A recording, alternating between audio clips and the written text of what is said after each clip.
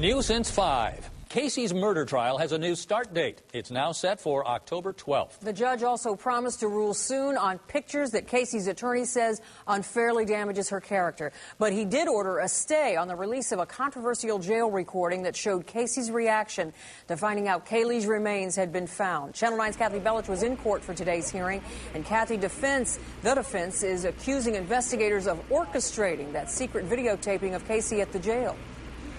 That's right. That's what the defense is accusing investigators of doing. But what we heard today from jail attorneys is that all inmates who are about to get bad news are taken to the medical area of the jail so they can see a counselor right away if they want to. There are fixed cameras in that area, as there are in all common areas of the jail, and that's where Casey Anthony was recorded.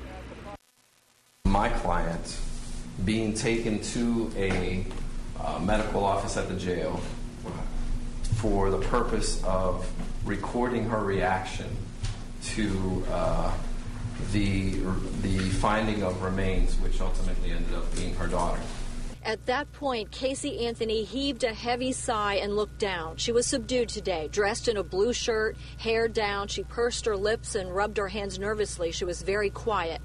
Her attorney argued the jail video violates her right to privacy. Is this routine procedure? Yes, it is. The sheriff's attorney argued along with the county attorney that there was no conspiracy, as the defense suggests. Channel 9 has learned that investigators had asked the jail to monitor Casey's reaction on December 11th when remains were found that were believed almost instantly to be Kaylee's.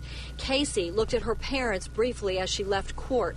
Minutes later, George and Cindy shared a tender moment as they left the courthouse. Their attorney says they've wanted to come to court before, but this was the right time. Now, as for compromising photo bucket photos of Casey like this one, the judge has not decided whether to seal them from the public, even though they've been all over television and the internet since last summer. Reporting live from the Orange County Courthouse, Kathy Bellich, Channel 9 Eyewitness News. Investigators expect to release another 1,100 pages of new evidence soon, but exactly what evidence depended on the outcome of today's hearing. When that evidence is released, or when there's another big break in the case against Casey, you'll see it first on Channel 9 Eyewitness News.